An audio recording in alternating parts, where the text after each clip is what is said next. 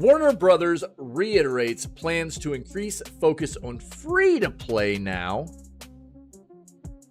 live service games. So, they plan to rely less on the very volatile AAA console games business. I'm going to stop right here, and I'm going to rip on WB once again. So, the most recent thing we saw Warner Brothers do was Suicide Squad Kill the Justice League. Look, it's not like Warner Brothers hasn't had some banger games in the past, right? They've had some very good games in the past. But of recent, we've seen Warner Brothers take this very dedicated, very public pivot towards what they are calling games as a service. It's just live service games. And we saw everything that they did with Suicide Squad, and we knew that that game was not going to be fantastic. It was a bait to try and get fans of that universe to buy into the premise of a live service game that was also at a AAA price point, trying to tell people that it was going to be a game built for the long haul, as it were. But it's really hard to believe a company telling you they're building a game, a live service game, for the long haul, as it were. Those are their words. They're building this game for the long haul, like it's going to be a very, very long-standing game.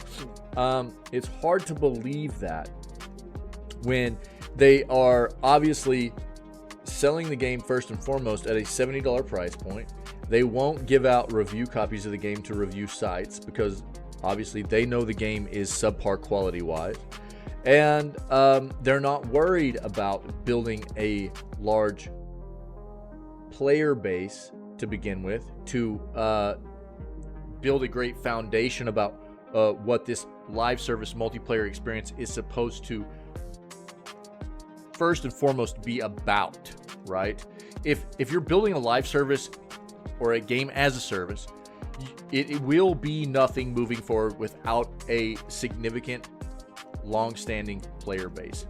And if you obviously don't have faith in what your product is, then it makes sense that what you're going to do is put a AAA price tag on that game to try and recoup your development expenses, because you don't have any kind of legitimate faith in the fact that this product you're pushing out is going to be able to pull in enough player base for it to last for the long haul, you know?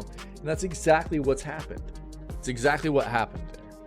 And so, do I think Suicide Squad Kill the Justice League was the worst game ever made? No, I don't. But I also don't think it was even close. Now that we're to friends, something. is it okay if I pet you? Oh my glob. Stickmandy sub. Oh, dude, we changed up. No more kappa on the gift sub number. Yo, thank you, Syke. Thanks, buddy. Syke just gifted 1 subs. Yeah, I can't add in a TTS on that. I looked at it, dude. I can't add in a TTS on the Syke was wanting the TTS. Yo, send it to me. Oh, no, I still won't be able to because the TTS is broken. Sorry. Yeah, sorry. You had a good one, too. Save it for the next one, dude. Save it for whenever I get TTS up and running. I appreciate the gifty, dog. I'm sorry, bro. I'm sorry. I did look at it last time. Because we were like, man, can we get... Because I actually have it. It looks like it's... So it's... This is the thing. With the platform I use, which is Stream Elements... even on the gifties, it's like, do you want to allow people to use TTS when they gift? And it's like, yeah, but it never prompts you for it. I don't know why. I don't know why. It'll only prompt you if you're doing a personal sub or a personal resub. I don't know why it happens like that. So it's all initiated. It's all set up on my end, but it just doesn't prompt you guys for it. I don't know why. So that sucks. But save that one, dude. Save that one, and whenever I get TTS set back up as a redemption, dude, then you can pop that one off. I apologize. I'm sorry, man. But I do appreciate the gifty, brother. Very generous. Thank you very much. So back to this, this is I think what people have to understand that WB is looking to do here to people is bait under the premise of a lot of these amazing universes and franchises that people are in love with, right? WB has a lot of that stuff. They've got the Lord of the Rings stuff. They've got, well, they used to. Now they don't have the Lord of the Rings stuff anymore. They've got a ton of stuff, right? I mean, it's insane. The amount of franchises they have. Pretty sure Embracer has the rights to all the Lord of the Rings stuff now, but they've always done this kind of thing. Sometimes they've had very good games. Nowadays, it looks like what they're trying to do is bait people into this premise of them just building these universes, baiting people in with, like Suicide Squad was with the high price tag, and then a ton of monetization in the game too. Now, what it looks like they're trying to do is go, oh, well, maybe we should make our games free to play, but we'll still make them live service, right? And instead of them looking internally as to why their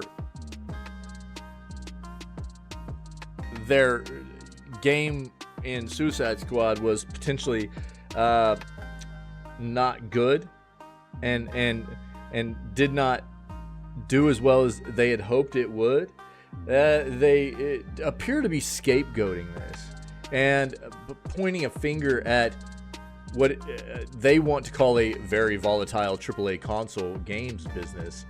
And instead of looking internally and going, look, we didn't maybe create this game the way we should have, which I say this all the time. The video gaming industry as a whole is a volatile place. It can be very, very lucrative, and it can be very, very good for businesses and developers that know what they're doing. But when you look at businesses that don't understand what gamers are looking for content-wise, right?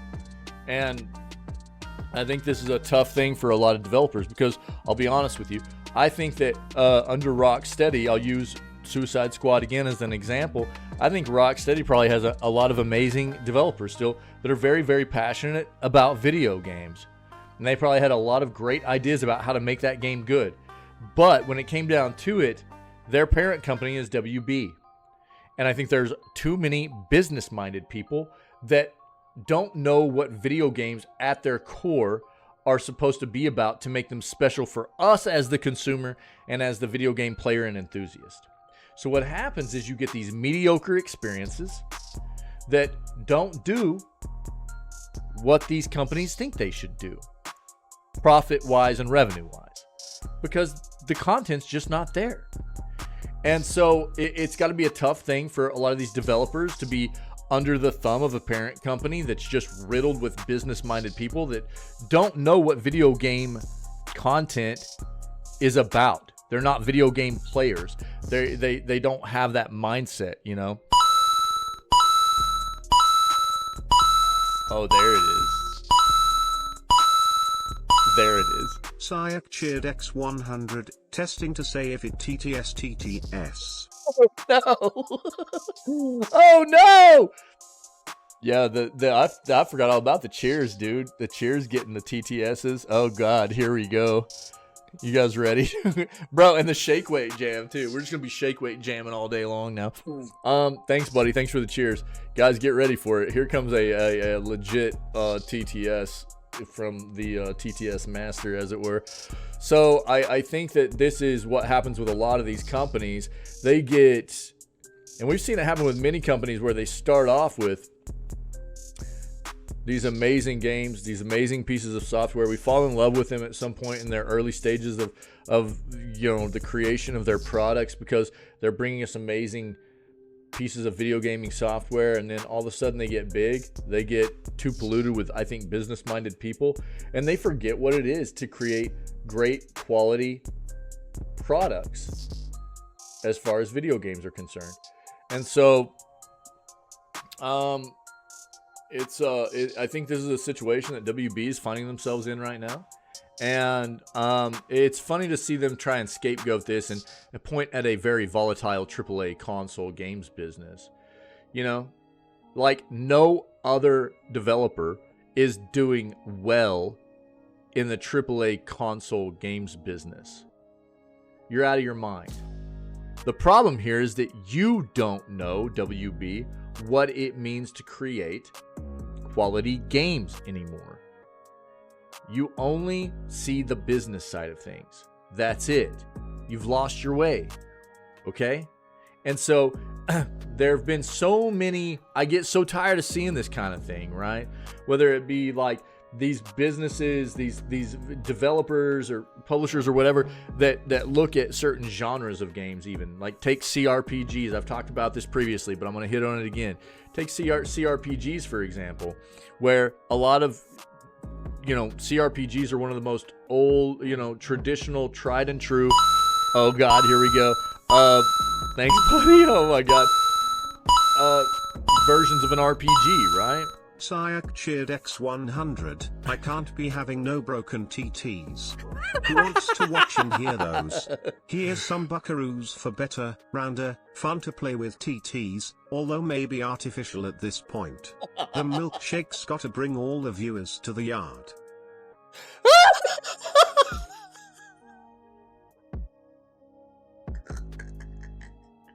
Bro, what the crap?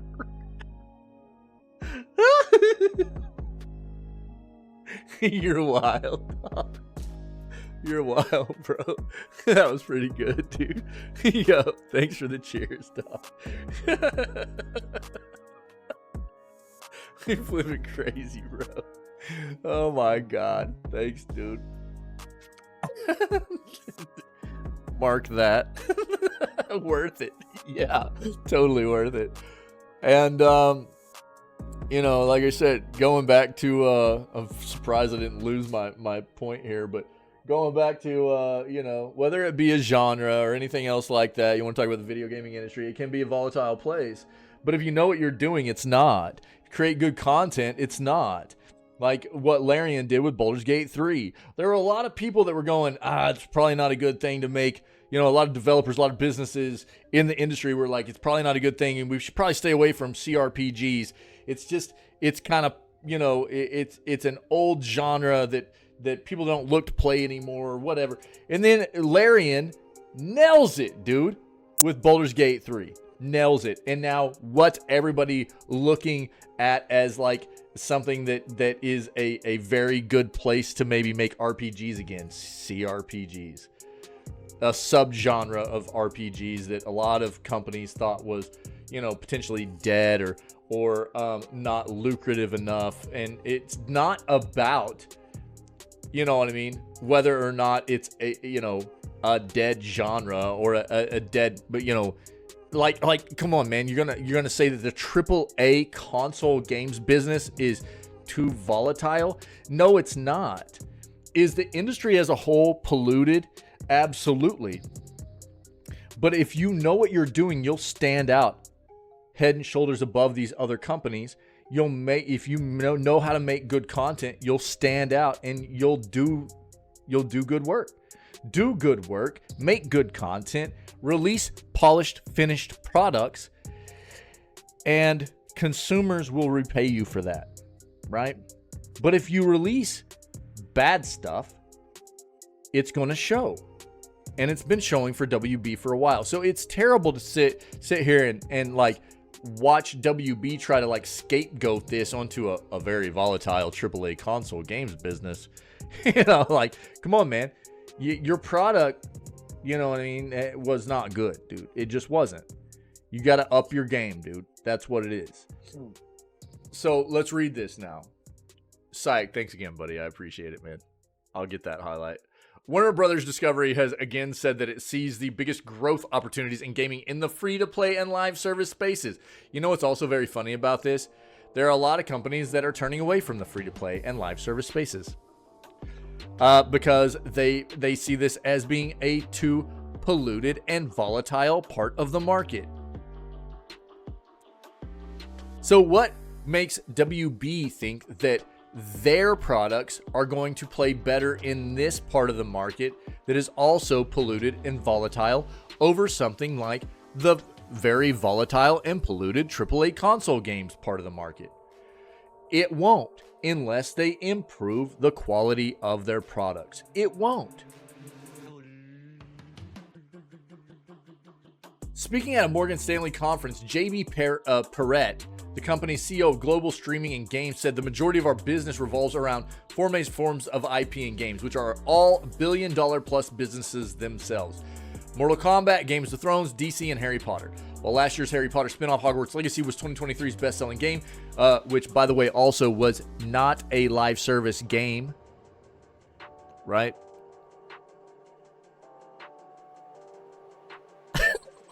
You guys, not a live service game, right? Not even a multiplayer game. A single-player campaign game, Hogwarts Legacy was. But they still look at what they need to do as a live service thing. Was 2023's best-selling game. This year's Suicide Squad Kill the Justice League has failed to meet the company's expectations because it was balls, and we all knew it was going to be. The challenge we've had is that our business historically, there has been very AAA console based, and so as you know, that's a great business when you have a hit like Harry Potter. It makes the year look amazing. When you don't have a release, or unfortunately, we have also have disappointments. We just released Suicide Squad this quarter, which was not as strong. Just makes it very volatile. Yo. Oh, nice random mode, dude. Let's go. Get those random modes in there. Oh, dude, that's there you go. There you go. That's soups right there. Warner Brothers Discovery CEO David Zaslav said in December that the company was focused on transforming our biggest franchises from largely console and PC based with 3-4-year release schedules to include more always-on gameplay through live services, multi-platform, and free-to-play extensions, with the goal to have more players spending more time on more platforms. Perrette reiterated this during this week's Morgan Stanley conference. We think the opportunity for us, which again, this is a multi-year opportunity because games is certainly a bit of a long cycle business too, but the opportunity is to take those four franchises, be able to develop a much more holistic approach, particularly around expanding into the mobile and multi-platform free-to-play space, which could give us a much better and consistent set of revenue. You'll see us launching later this year some mobile free-to-play games, which we hope will start building that.